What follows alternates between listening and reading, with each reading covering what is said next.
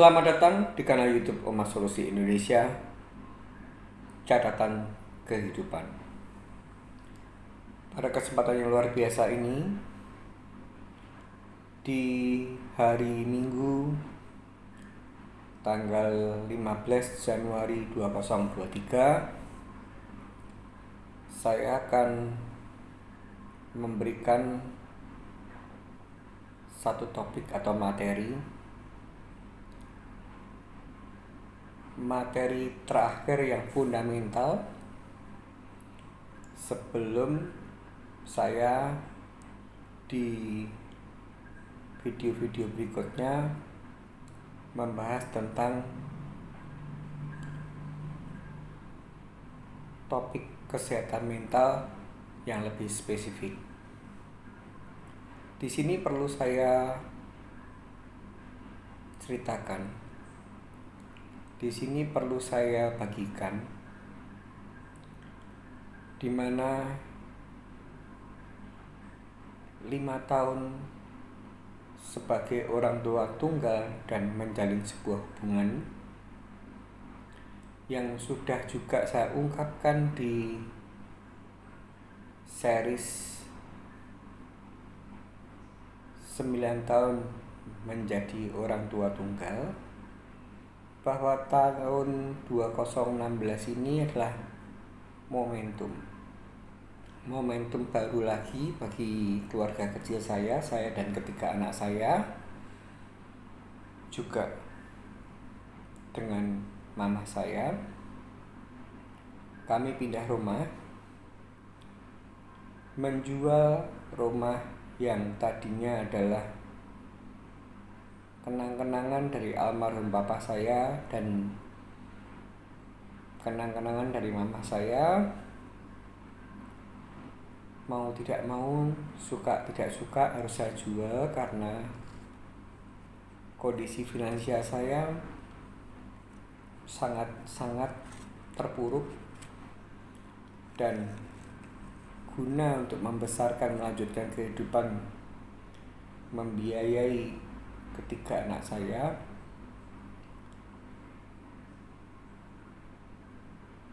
harus memutuskan untuk merelakan menjual rumah tersebut dan membeli rumah yang lebih kecil. Boleh dikatakan tidak bisa disebut di tengah kota, dan yang kami pilih adalah menetap di Jalan Kapten Patimura nomor 34 Solo. Dan di sana sudah saya ungkapkan bahwa 2016 ini ada satu sosok wanita yang hadir mengisi kehidupan saya dan 3 anak saya, juga membuat suasana yang ada selama 5 tahun tersebut menstabilkan emosi mama saya.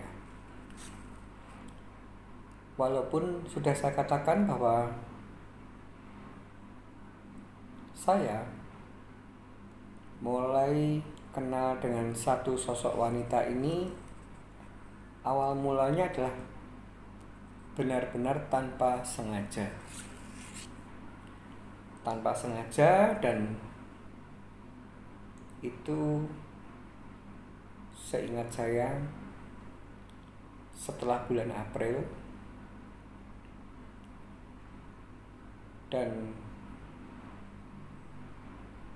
kronologis perkaranya adalah demikian. Sudah saya ceritakan di catatan kehidupan episode 1, episode 2, episode 3, atau mungkin di 14 tahun pernikahanku yang 5 series itu, atau mungkin saya ceritakan di 9 tahun menjadi orang tua tunggal yang 4 series tadi. yang sudah saya upload, bahwa saya akibat adanya konflik internal dengan mamah kandung saya di ranah hukum kepolisian, juga banyak sekali konflik tentang dengan mantan istri saya. Artinya pada saat proses perceraian itu sendiri melalui pengadilan negeri, itu membuat saya mulai mengasah keterampilan dalam bidang hukum itu sendiri.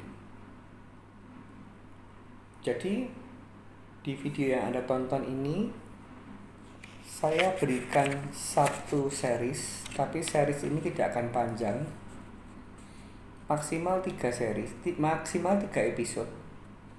Tapi saya usahakan cuma 2 episode. Tidak lain tidak bukan agar supaya dengan true story kehidupan saya, dengan apa yang dijalani oleh saya sendiri dengan seorang wanita yang hadir dalam kehidupan tersebut, juga apa yang dialami oleh ketiga anak saya terhadap kehadiran satu sosok wanita, ataupun apa yang dialami oleh mama saya terhadap kehadiran satu sosok wanita ini, bisa saya ceritakan, bisa saya berikan sebuah wacana, dan nantinya harapannya ini bisa untuk menjadi pondasi atau landasan ketika saya membahas tentang topik-topik khusus tentang kesehatan mental. Jadi ini adalah yang terakhir kali saya menyelesaikan selama dari awal masa kecil sampai dengan 49 tahun kehidupan saya, atau di tahun 2022 tepatnya bulan Desember. Dan ini baru saya bisa ceritakan di mulai tanggal 15 Januari 2023 tentang series terakhir 5 tahun sebagai orang tua tunggal dan menjalin hubungan. Saya ketika banyak problematika yang terkait dengan kepolisian ataupun pengadilan, saya mulai memberanikan diri untuk memberanikan diri untuk lebih menekuni tentang hukum, walaupun saya tidak melakukan kuliah hukum. Dan kebetulan teman SMP saya itu ketika suatu saat ketemu dengan saya, kami sebelumnya itu bertiga, semuanya teman SMP, mendirikan lembaga bantuan hukum. Ketiganya saat mendirikan lembaga bantuan hukum tidak ada yang bertitle sarjana hukum. Masing individu mempunyai karakter di mana boleh dikatakan suka challenge, ingin tahu, ingin mendalami tentang segala sesuatu yang berkaitan dengan hukum, baik itu pidana, baik itu perdata. Dan akhirnya kami bertiga sepakat, oke, kita mendirikan satu lembaga bantuan hukum. Tapi di tengah jalan, satu teman saya SMP ini akhirnya tidak join lagi dengan kami karena adanya ketidakcocokan antara satu teman saya ini dengan satu teman saya ini. Kalau saya kebetulan netral, tapi dikarenakan yang satu teman ini dari Solo, tinggal di Solo, dan satu teman lagi ini berdomisili di Bandung, dan akibat adanya ketidakcocokan antara teman saya yang di Solo dan di Bandung ini, membuat lembaga bantuan hukum yang kami dirikan ini pecah. Dan pecah otomatis saya memilih untuk dengan tetap teman saya yang berada di domisili Solo. Dan itu kami lakukan. Setelah berjalannya adanya lembaga bantuan hukum ini, sebenarnya kami berdua ini sesama orang Solo asli itu sudah mempunyai sebuah guidance, sebuah cuklat, sebuah idealis bahwa yang pertama kami mayoritas, saya katakan mayoritas, artinya itu sebuah prinsip, hanya mau membackup pada orang yang statusnya pelapor.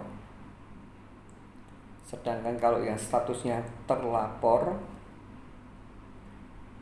biasanya kami akan menimbang benar-benar apakah akhirnya itu akan kami tangani atau tidak. Tapi tidak artinya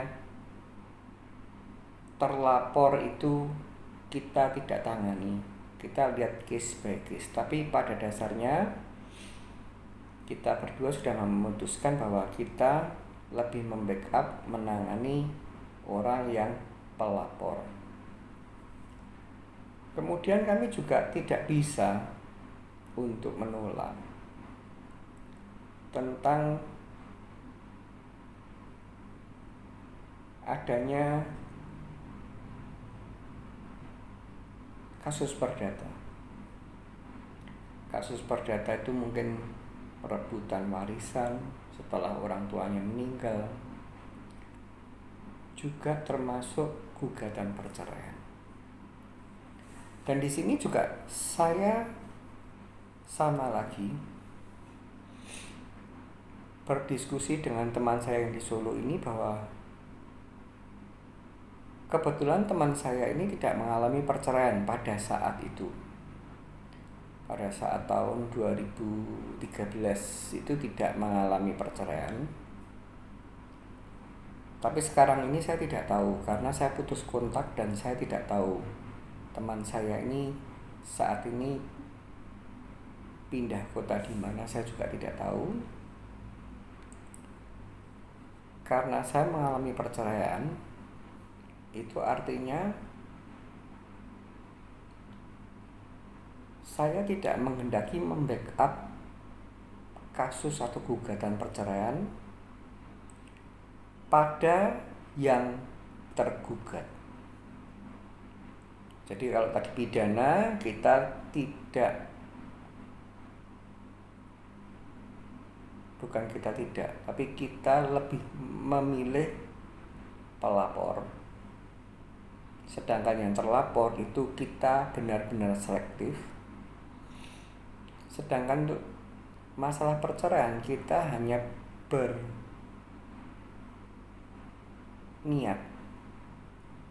berminat membackup untuk yang penggugat, bukan yang tergugat. Itu adalah satu basic dulu yang sudah saya katakan atas dari wacana diskusi kita berdua. Setelah tadinya bertiga, kita menjadi berdua saja. Dan khusus yang untuk kasus perceraian ini, itu pun karena saya mengalami, Dan saya merasakan korbannya adalah anak-anak kandung saya. Saya tidak mudah sekali untuk menerima klien yang berdiskusi dengan kebetulan di lembaga bantuan hukum kami untuk cepat menerima, atau istilahnya kita jual, ada pembeli langsung kita layani, tidak. Tapi kita akan memfilter dulu. Terutama saya adalah yang benar-benar konsen. Saya harus tahu dulu apa niat klien untuk mengajukan gugatan cerai. Dan biasanya yang akan saya mulai terima dan mulai saya tangani dengan sangat-sangat konsen jika mana gugatan yang diajukan itu ada kaitannya dengan KDRT, ada kaitannya dengan kehadiran pihak ketiga, pihak murni, pihak ketiga, entah itu pil, entah itu will. Jadi kami ini melayani klien pria ataupun wanita yang pasti adalah posisinya adalah yang penggugat, bukan yang tergugat. Itu dulu yang juklak utamanya. Dan entah itu pria, yang selama saya alami ini, yang saya tangani tidak ada pria yang menggugat karena dia di KDRT sama pasangannya, istrinya. Juga tidak ada kejadian penggugat yang malah meng-KDRT istrinya, tidak pernah. Jadi itu yang kami alami. Beda kalau ketika klien kami perempuan, dan entah kenapa selama kami buka lembaga bantuan hukum ini, saya analogkan atau saya ilustrasikan 10 klien tentang masalah gugatan perceraian. 7 diantaranya penggugatnya perempuan, 3 diantaranya penggugatnya laki. Dan sudah saya katakan, saya selektif sekali. Saya ingin berusaha untuk menjadi lembaga bantuan hukum yang kami dirikan ini meminimumkan, kalau memungkinkan kita bisa menjadi mediatornya, bukan konseling pernikahan. Karena saya pun juga mengalami kegagalan. Artinya saya hanya menceritakan, hanya menjadi advisor, idealnya atau seyogianya demikian. Dan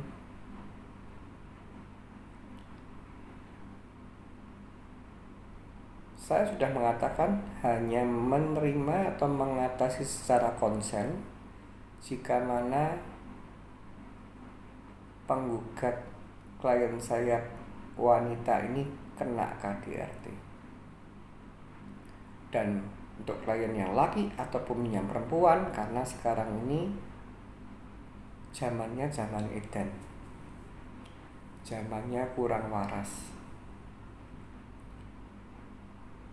Tidak hanya laki yang bermain api dengan adanya will,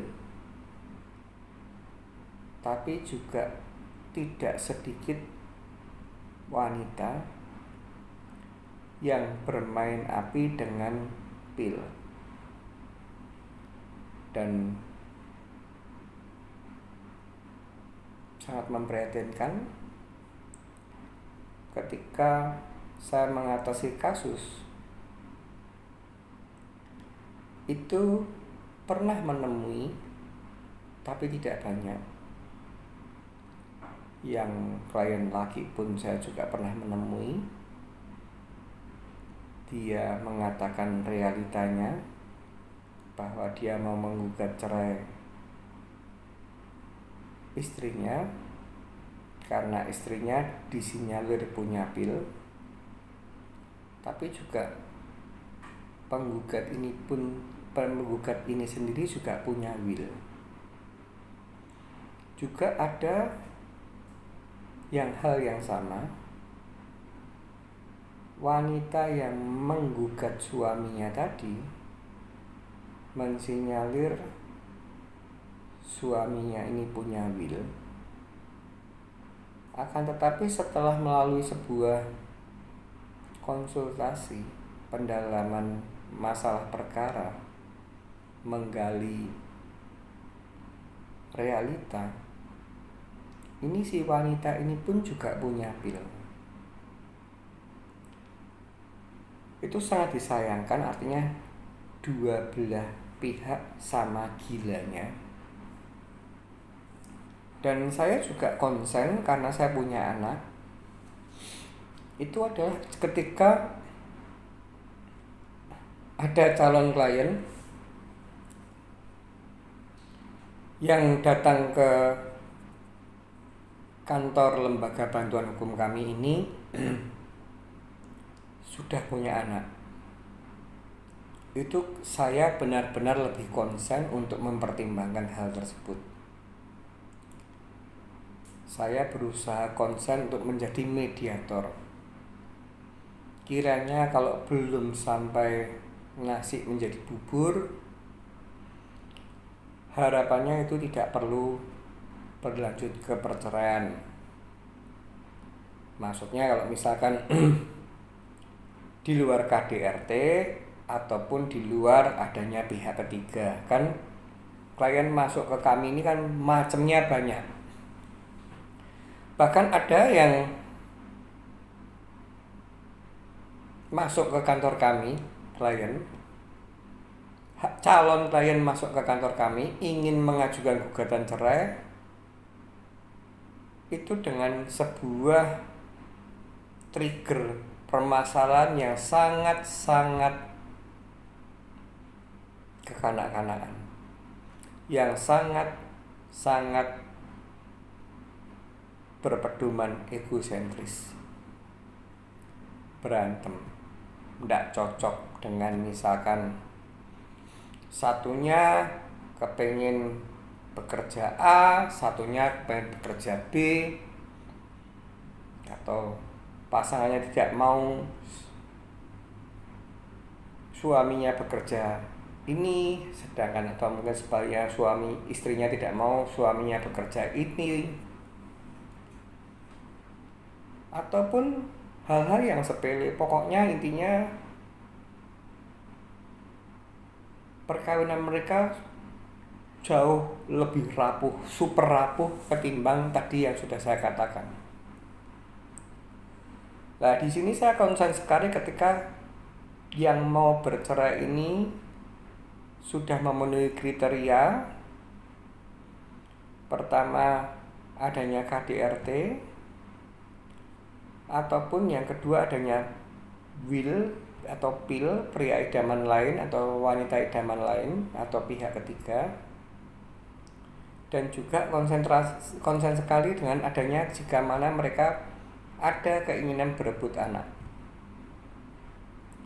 tapi tetap pedomannya adalah kami membackup hanya penggugat, dan kami jarang sekali bahkan tidak pernah mengkabulkan untuk yang tergugat.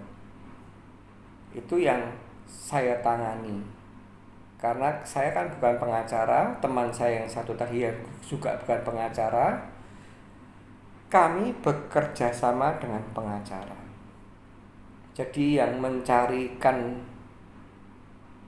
advis atau kita mengirim klien ini ke sebuah pengacara yang bekerja sama dengan kami adalah kami yang atur, tapi di bawah komando lembaga bantuan hukum kami. kisaran 2015 akhir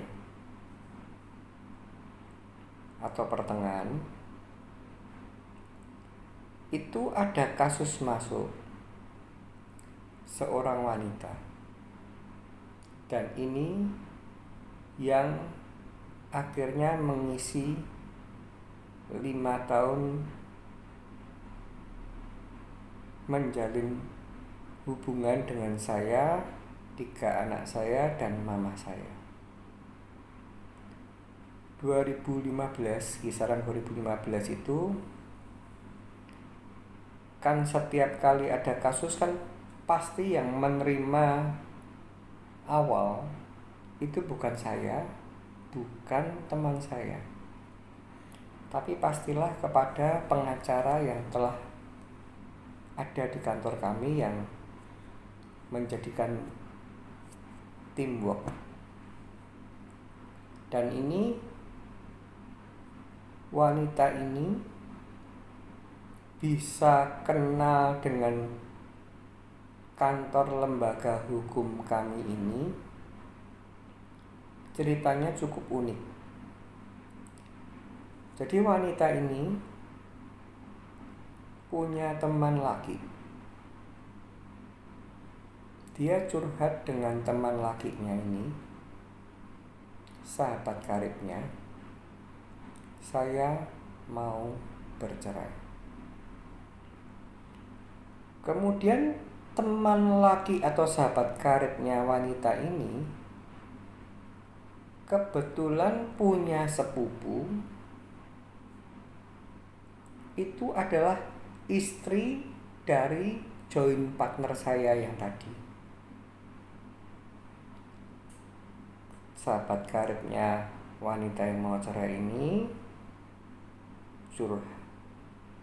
wanita ini curhat dengan sahabat karibnya untuk mau cerai dan minta advice untuk bagaimana proses perceraian itu sendiri. Dan karena teman karibnya ini tidak paham tentang hukum, dia ternyata punya sepupu, di mana sepupu perempuan ini adalah istri dari joint partner saya.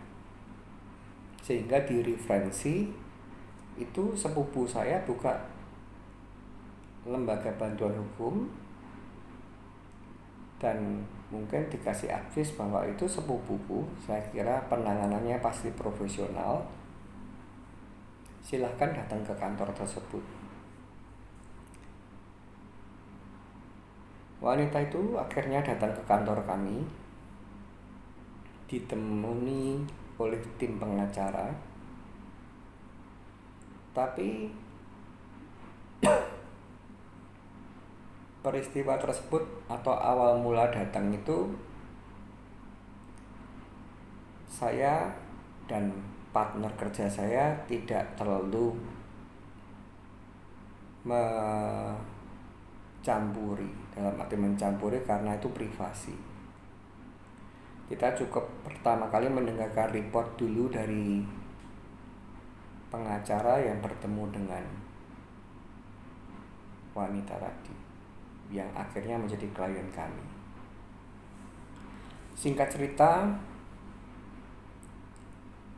hasil dari pelaporan pengacara saya, tim work kami, bahwa si wanita ini mau menggugat suaminya akibat dari yang pertama yang diungkapkan kepada pengacara kami adalah dia dinomor 2-kan. Jadi wanita ini di keluarganya lelaki, suaminya itu dianggap istri itu wong jobo, orang asing, tidak penting, bukan prioritas. Sedangkan yang dianggap orang dalam, prioritas utama adalah adik dan kakaknya. saya kurang paham sekali suaminya ini berapa bersaudara, yang pasti bukan nomor satu, juga bukan yang terakhir di tengah, dimana versi cerita dari pengacara yang face to face dengan klien ini bahwa suaminya lebih mementingkan problematika rumah tangga. Rumah tangga itu maksudnya papa mamanya, adik-adiknya. Saya kurang tahu juga. Mamahnya dan adik-adiknya atau papa mamahnya waktu hidup, saya tidak tahu juga karena tidak detail. Itu alasan pertama. Alasan kedua, itu hanya diungkapkan kepada saya, tapi tidak diungkapkan pada pengacara saya pada saat sesi berikutnya. Itu karena suaminya saat itu punya habit, punya karakter di mana dia suka berjudi. Jadi banyak sekali waktu di mana si wanita ini tidak ditemani. Kebersamaan mereka berdua ini tidak bisa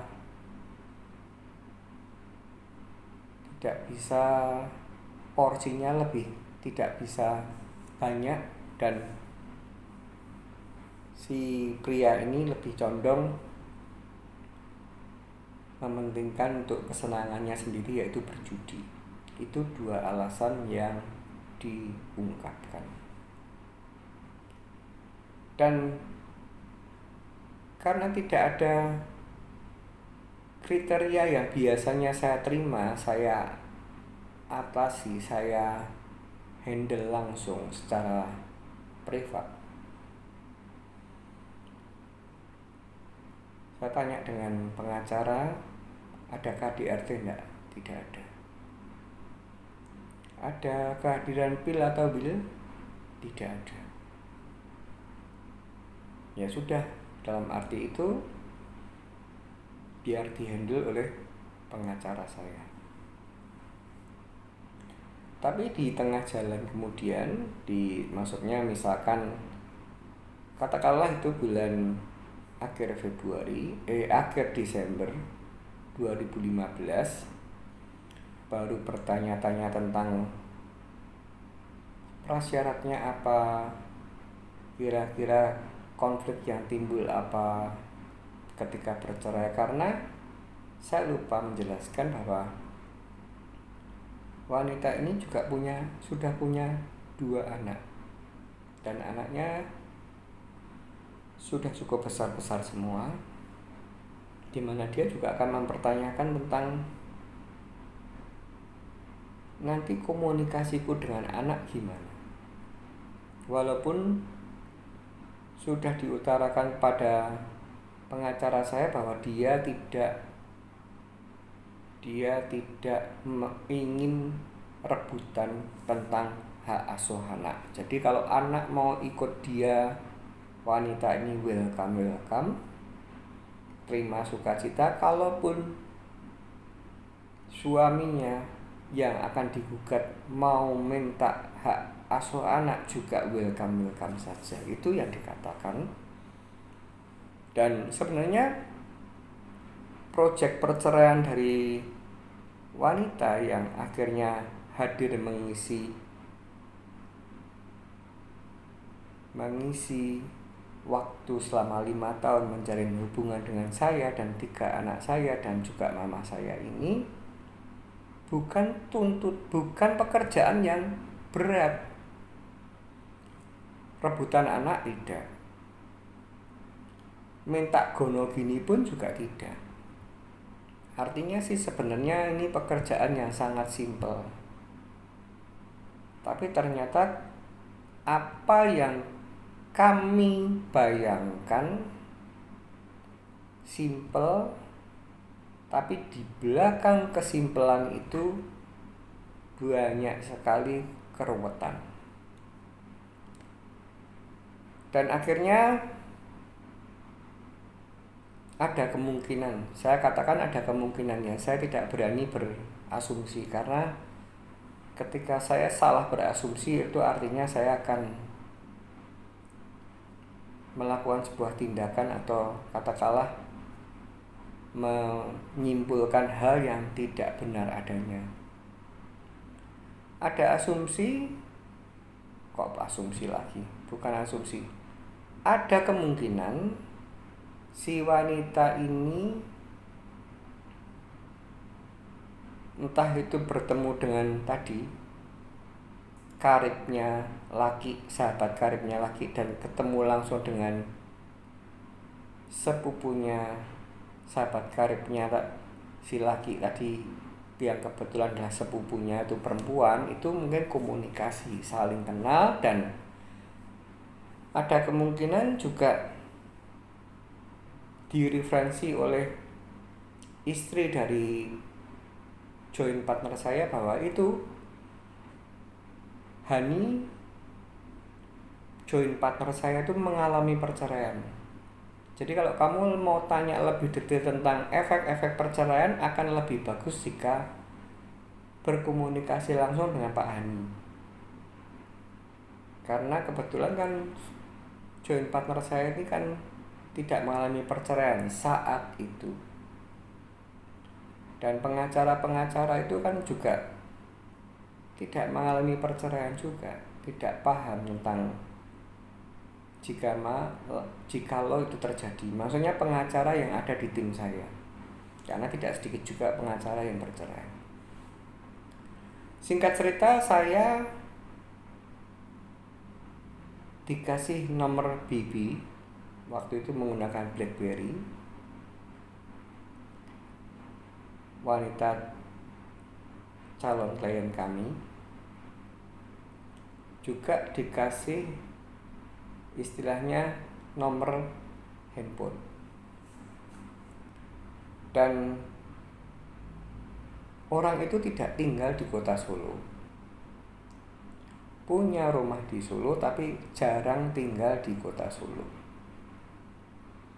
Suatu saat setelah dia mempertanyakan tentang apa-apa saja syaratnya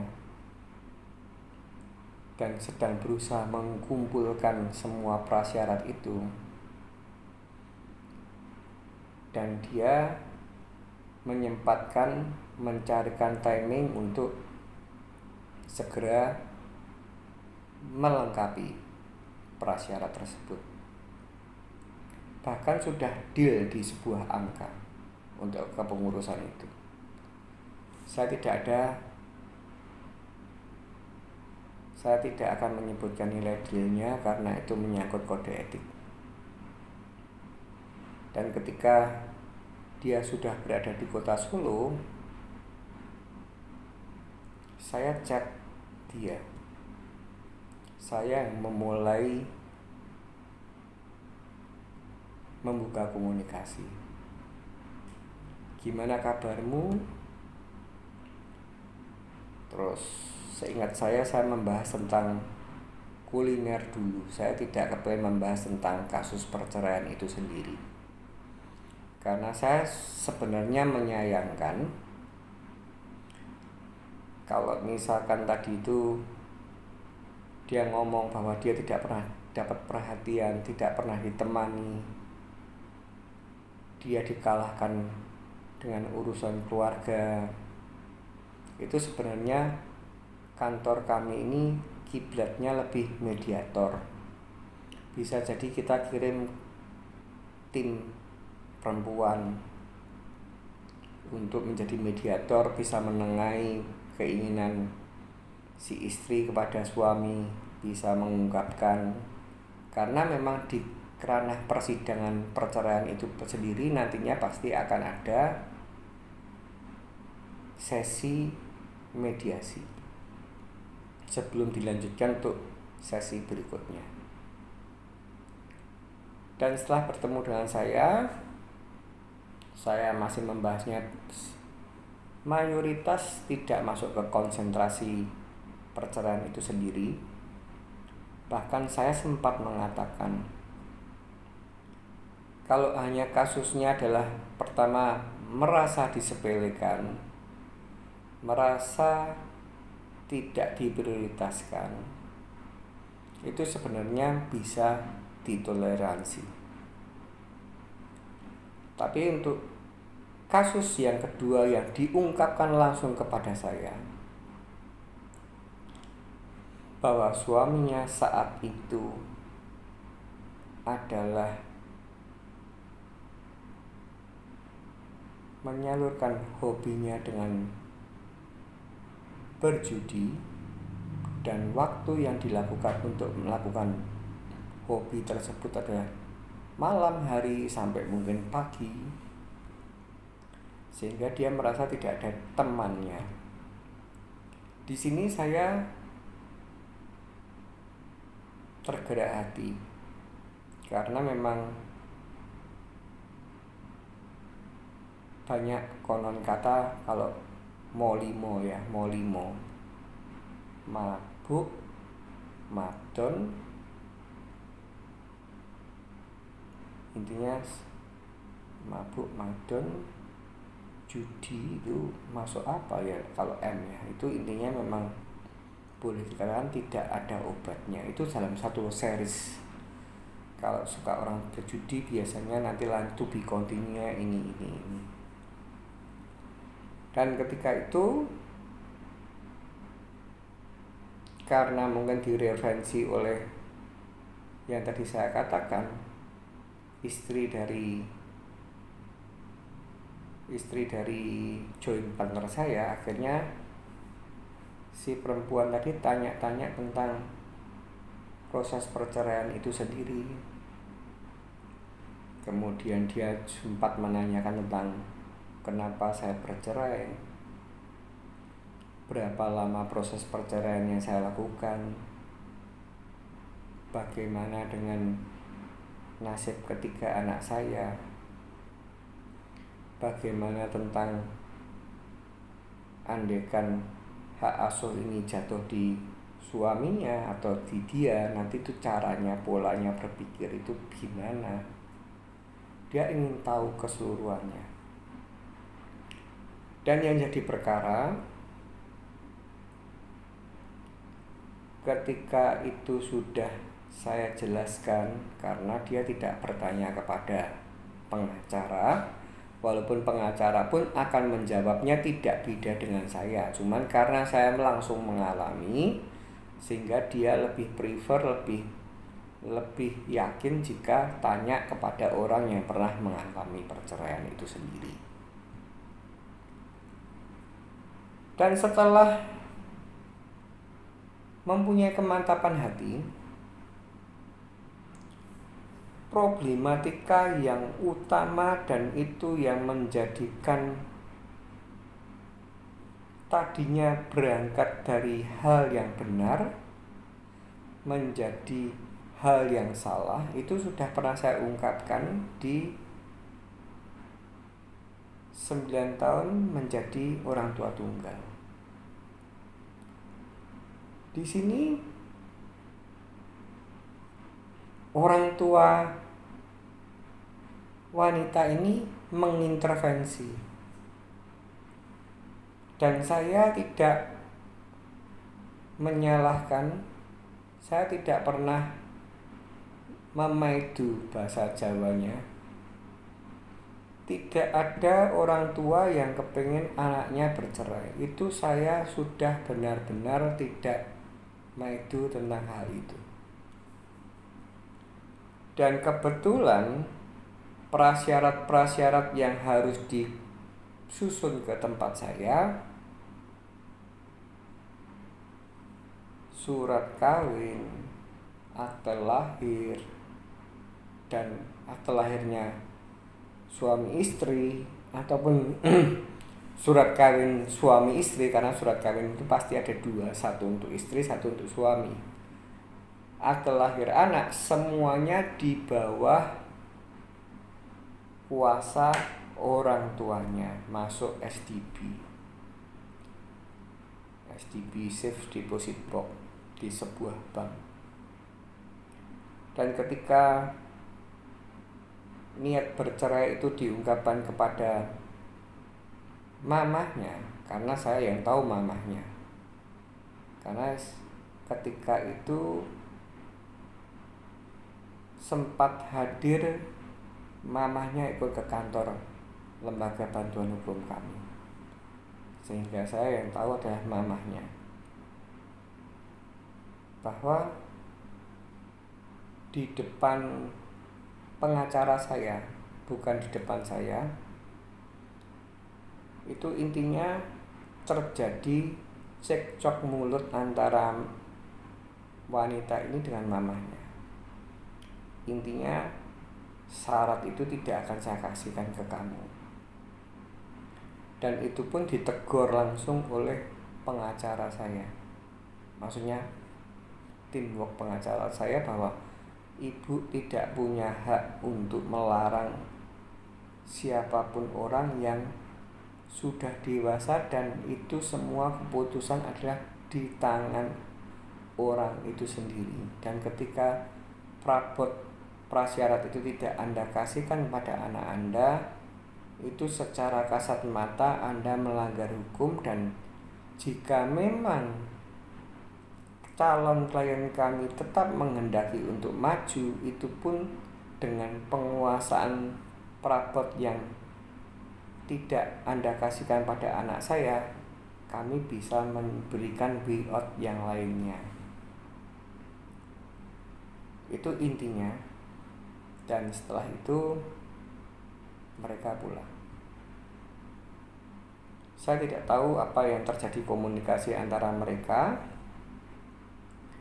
Intinya sih, beberapa hari kemudian perabot untuk syarat bercerai itu saya analogkan 10 perabot, itu 7 diantaranya sudah dikuasai oleh wanita ini, hanya kurang 3.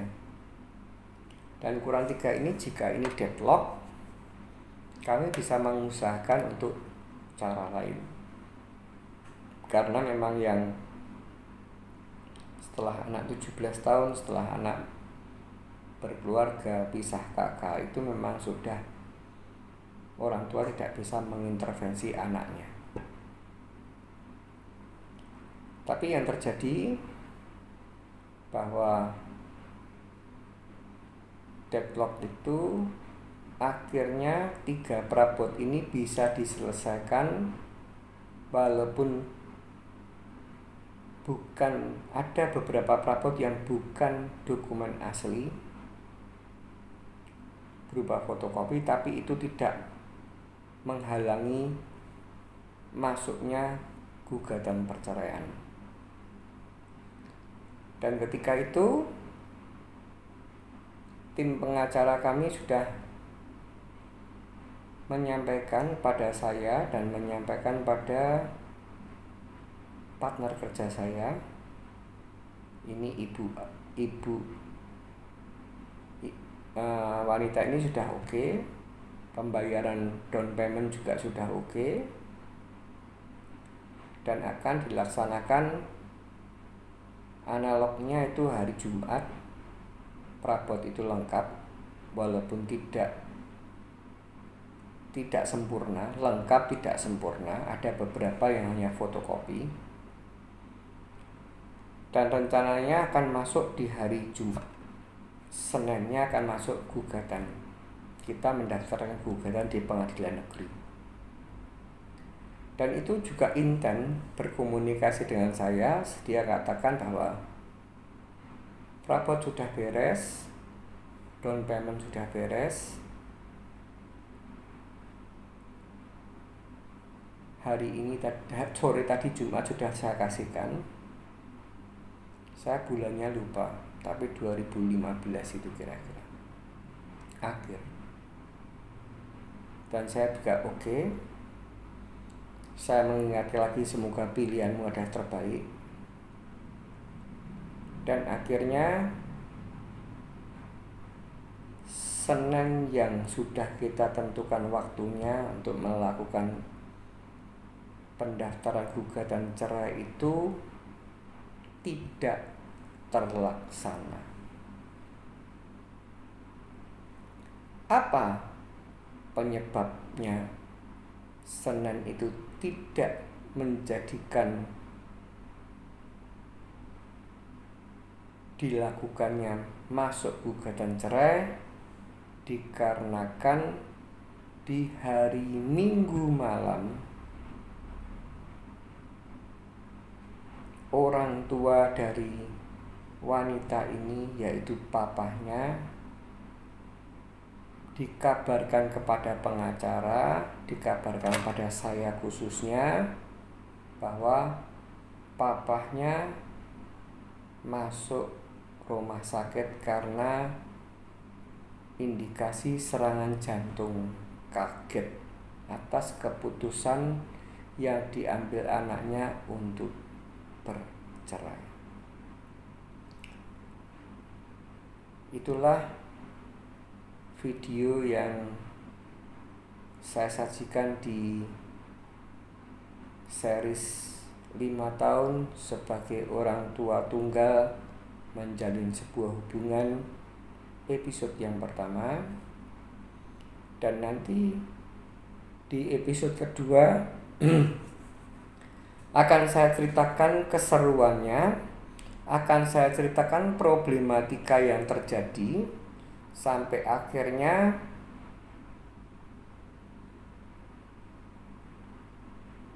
gugatan tersebut